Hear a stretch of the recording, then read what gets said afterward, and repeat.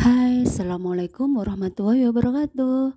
Perkenalkan, nama saya Kurniawati, guru PKWU dan Ekonomi SMA Negeri 1 Gerabakan, Tuban. Kali ini saya akan menyajikan aksi nyata dalam platform Mandiri Mengajar dalam topik Merdeka Belajar. Di sini saya akan menyebarkan pemahaman tentang Merdeka Belajar. Dalam topik Merdeka Belajar ada 3, yaitu pemahaman gagasan dan prinsip pendidikan berdasarkan pemikiran KHD, yaitu Ki Hajar Dewantoro, dan yang kedua, pemahaman untuk memfasilitasi murid agar tumbuh sesuai dengan kodratnya, dan yang ketiga, penerapan pembelajaran yang memerdekakan murid. Dalam pelatihan mandiri di sini, menciptakan kelas Merdeka Belajar dengan tujuan memahami peran guru Merdeka Belajar menurut Ki Hajar Dewantara. Dalam topik Merdeka Belajar ada 5 modul. Modul 1 yaitu mengenali dan memahami diri sebagai pendidik. Modul 2 mendidik dan mengajar. Modul 3 mendampingi murid dengan utuh dan menyeluruh. Modul 4 mendidik dan melatih kecerdasan budi pekerti. Dan yang modul 5 yaitu pendidikan yang mengantarkan keselamatan dan kebahagiaan.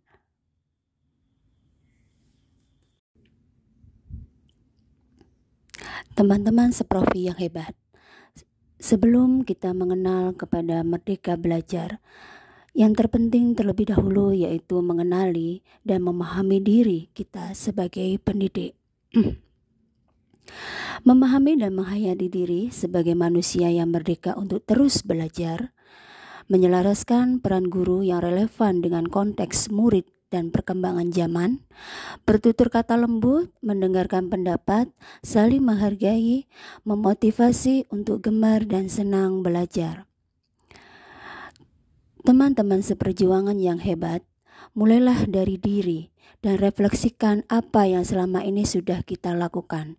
Apakah kita sudah melaksanakan atau menjalankan dari ketiga, mengenali dan memahami diri kita sebagai pendidik. Teman-teman seperjuangan guru yang hebat, di dalam mendidik dan mengajar, tentu kita pernah menjalankan atau mengalaminya dalam sistem pengajaran zaman kolonial, yaitu meminta murid berdiri di depan kelas saat lalai mengerjakan tugas. Mungkin murid duduk rapi menghadap ke depan dengan kelas yang hening, mendengarkan ceramah dari Bapak Ibu guru. Kemudian siswa diberikan tugas yang bertumpuk-tumpuk. Yang ketiga, melakukan perankingan berdasarkan nilai pengetahuan yang didapatkan oleh siswa, tanpa kita mengetahui bagaimana proses siswa itu, bagaimana sikap dan keterampilan yang dipunyai atau diampu oleh siswa. Menyeragamkan pembuatan tugas, kita menyamaratakan bahwa siswa itu adalah semuanya sama. 5. Memukul murid atau memberikan sanksi-sanksi yang tegas karena murid tidak mengerjakan tugas yang diberikan oleh guru. Kelima contoh itu adalah mendidik dan mengajar yang dilakukan dalam sistem pengajaran zaman kolonial yang tentu sangat berbeda di dalam mendidik dan mengajar dalam Merdeka Mengajar. Di dalam Merdeka Mengajar tentunya kita harus memperhatikan kodrat anak, kodrat keadaan siswa. Dalam hati siswa, dalam pembelajaran, kami membutuhkan guru yang berpihak kepada kami, mengerti apa yang kami butuhkan, membuat pembelajaran yang menyenangkan, dan memberi kesempatan bagi kami untuk bereksplorasi. Jadi terhindar kita menghilangkan sedikit demi sedikit pembelajaran pada zaman kolonial untuk memerdekakan siswa. Modul yang ketiga yaitu mendampingi murid dengan utuh dan menyeluruh. Siswa tadi membutuhkan kesempatan untuk bereksplorasi yang ada pada dirinya. Jadi didiklah kami sesuai dengan kodrat keadaan. Yang mana kodrat keadaan itu ada dua macam, yaitu kodrat alam dan kodrat zaman. Kodrat alam itu apa? Kodrat alam itu yaitu sifat dan bentuk lingkungan di mana anak berada. Sedangkan kodrat zaman itu adalah isi dan irama, yang mana sekarang ini siswa kita, anak-anak kita berada dalam zaman era abad 21 sehingga mementingkan keterampilan digitalisasi. Dasar-dasar pendidikan menurut Ki Hajar Dewantara, pendidikan dan pengajaran itu saling terkait dan takkan terpisahkan, karena pengajaran merupakan bagian dari pendidikan. Pengajaran itu tidak lain adalah pendidikan dengan cara memberi ilmu atau berfaedah buat hidup anak-anak, baik lahir maupun batin, dan berpusat pada peserta didik. Pendidikan itu diartikan sebagai tuntunan dalam hidup tumbuhnya anak-anak. Dalam menuntun pendidik diibaratkan sebagai seorang petani. Jadi dalam menumbuhkan benih-benih yang pada anak, perhatikanlah kodrat alam dan kodrat zaman pada anak. Jangan jadikan benih yang sudah ada pada anak dijadikan tumbuh menjadi benih lain yang berbeda dari kodrat yang ada pada anak.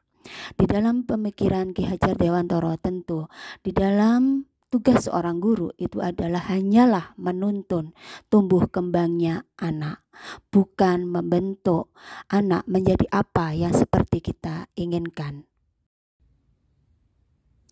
Dalam mewujudkan mendampingi murid dengan utuh dan menyeluruh, dipercaya dengan adanya asas trikon di sini yang terpenting di dalam dunia pendidikan, yaitu kontinu, yang kedua konvergen, dan yang ketiga adalah konsentris.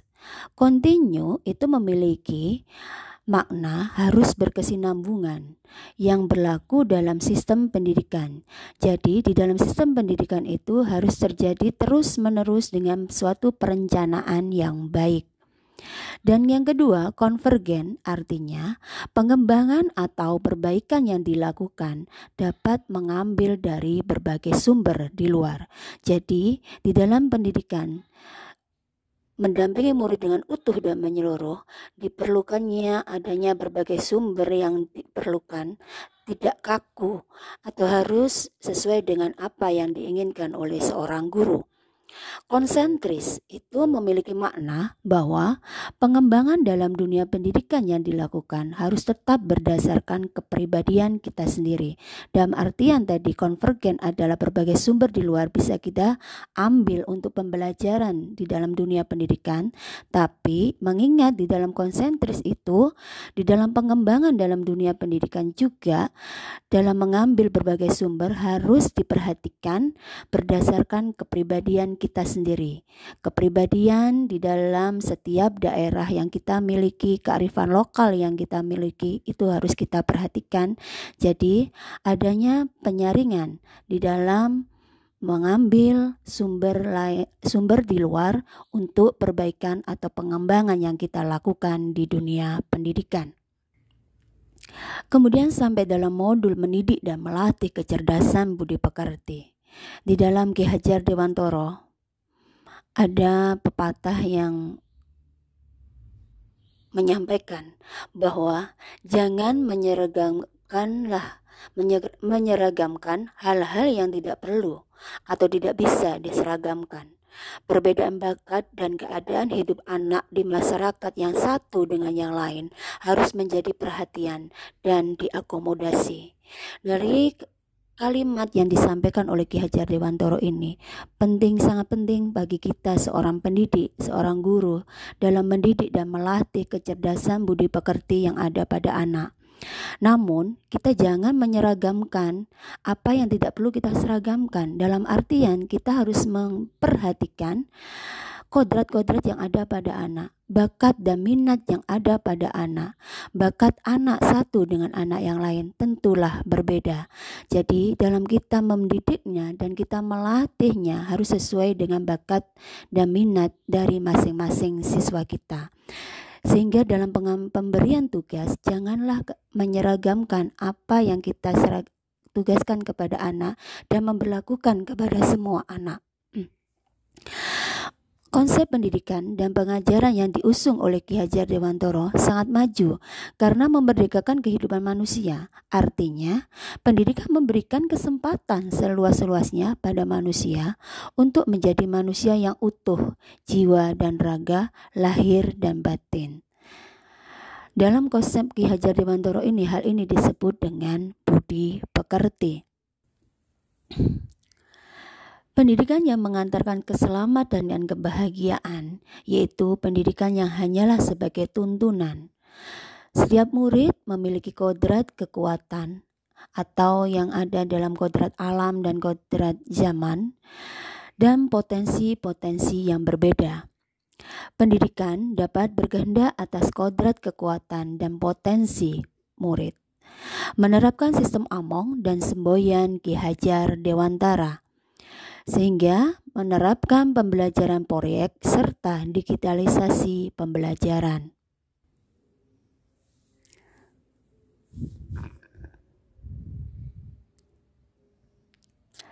Dalam pendidikan yang mengantarkan keselamatan dan kebahagiaan, perlunya menerapkan sistem Among dan membangun semboyan Ki Hajar Dewantara, yaitu dalam filosofi pendidikan Ki Hajar Dewantara, ing ngarsa Suntulodo, ing madya mangunkarsa tutwuri handayani, yang mempunyai makna. Ing ngarsa Suntulodo itu adalah ketika kita menjadi pemimpin atau seorang guru harus dapat memberi suri tauladan untuk semua orang yang ada di sekitarnya. Sehingga patutlah kita seorang guru menjadi teladan bagi siswa-siswa kita di sekolah, di kelas, dan di lingkungan sekitar. Ing madya mangunkarsa yaitu mempunyai makna seorang guru apabila berada di tengah-tengah atau di tengah-tengah kesibukannya diharapkan dapat membangkitkan semangat terhadap peserta didiknya. Kemudian tutwuri handayani, yang mana di sini mempunyai makna bahwa seorang guru diharapkan dapat memberikan suatu dorongan moral dan semangat kepada peserta didik ketika guru tersebut berada di belakang. Jadi intinya kalau di depan kita memberikan contoh, kalau pada saat kita berada di tengah siswa, di tengah kesibukan kita dalam mendidik siswa, yaitu membangkitkan semangat siswa.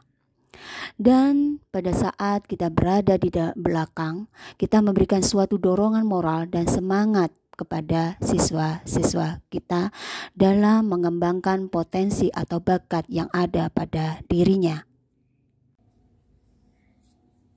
Dan di dalam modul pendidikan yang mengantarkan keselamatan dan kebahagiaan siswa, diperlukannya juga trisentra pendidikan.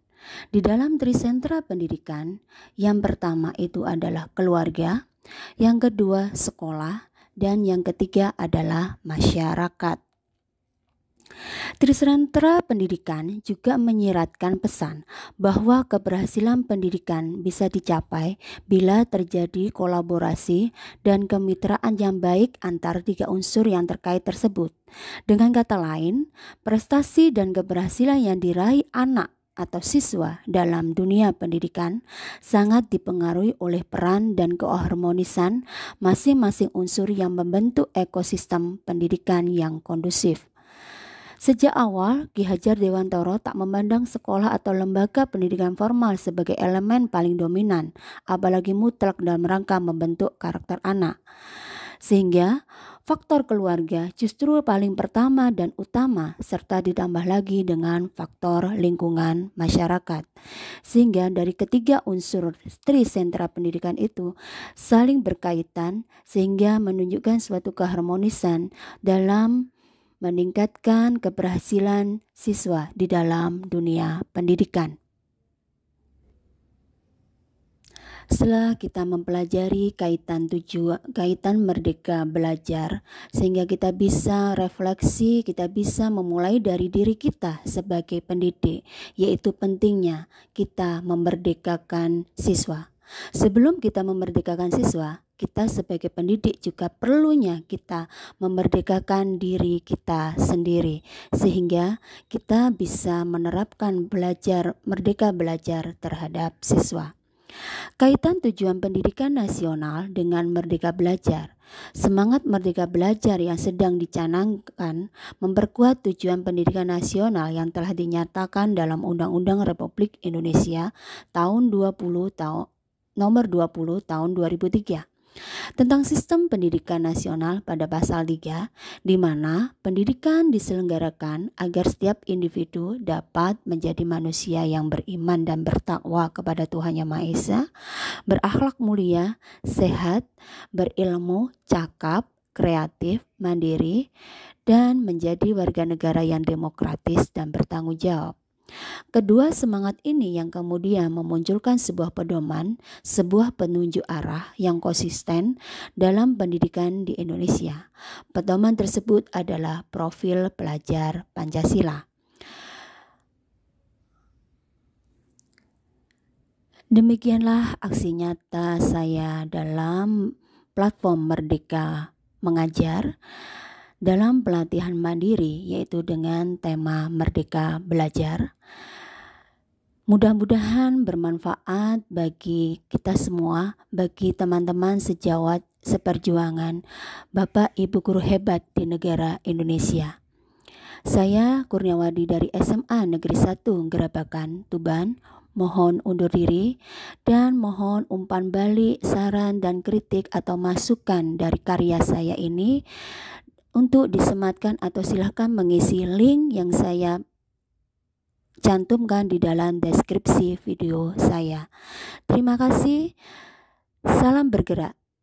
Guru bergerak Indonesia maju. Dan jangan lupa untuk berkolaborasi. Salam merdeka belajar. Terima kasih. Assalamualaikum warahmatullahi wabarakatuh.